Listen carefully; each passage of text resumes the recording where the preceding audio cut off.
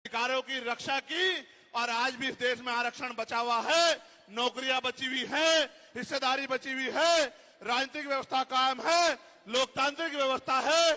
तो धन्यवाद करना चाहिए उन जातियों का जिन्होंने अपने प्राणों का बलिदान दे दिया, लाठी डंडे खाए, गोलियां खाई, लेकिन अपने अधिकारों को छीनने नहीं दिया। सब लोगों को उनका धन्यवाद करना चाहिए।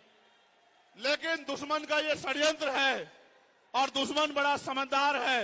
दुश्मन जानता है कि 2 अप्रैल 2018 के बाद में ये दलित समाज एकजुट हो गया था। जब दलित समाज एकजुट हुआ तो वो ये सोचने लगे कि इनकी एकता को कैसे तोड़ा जाए। आप और मैं जानते हैं, जब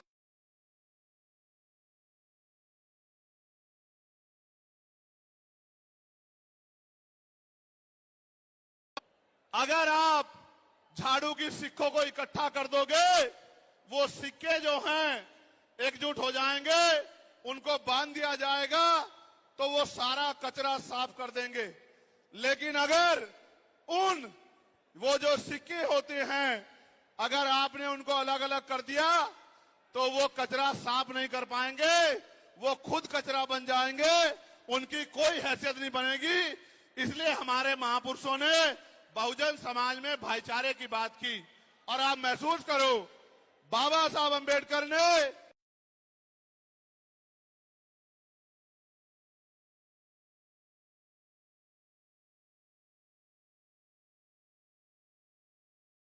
अपने विरोधियों बैरियों के खिलाफ संघर्ष भी करना है, अपने अधिकारों के लिए संघर्ष भी करना है।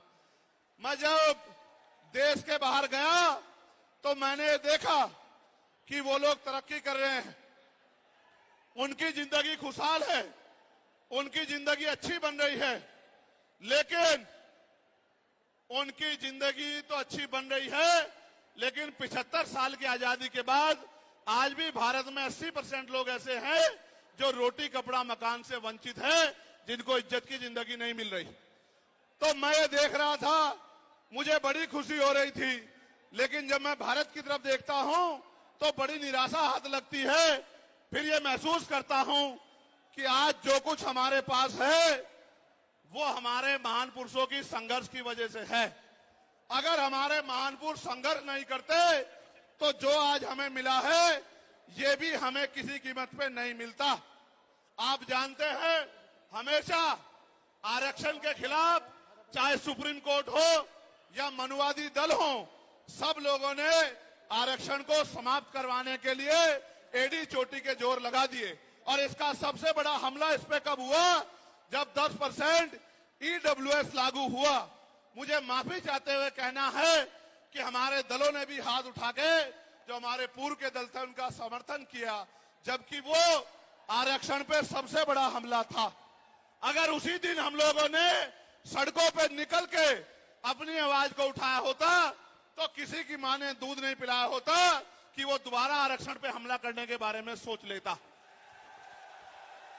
ये भाजपा के लोग जो सत्ता में बैठे हैं, इन्होंने वोट तो आपसे हमसे ली धर्म के नाम पे, भाईचारे के नाम पे, लेकिन सत्ता में आके ये लोग अपने लोगों का काम करने लगे, अपने महापुरुषों की विचारधारा को आगे बढ़ाने लगे।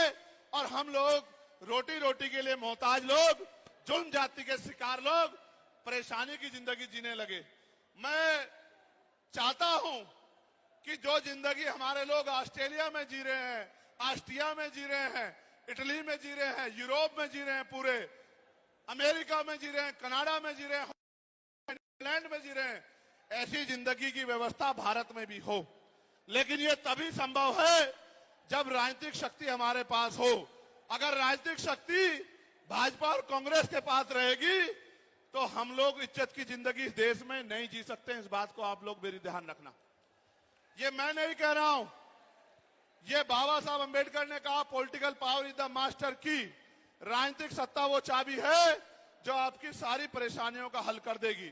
और राजनीतिक सत्ता जिनके पास है, उनके लोग हजारों हजारों करोड़ रुपए लेके भाग जाते।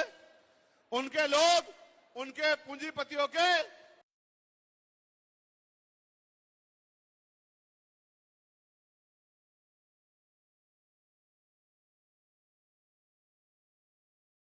लिख के आपको जेल भेजने का काम सरकार कर देगी और आपके घर की कुर्की भी करा देगी।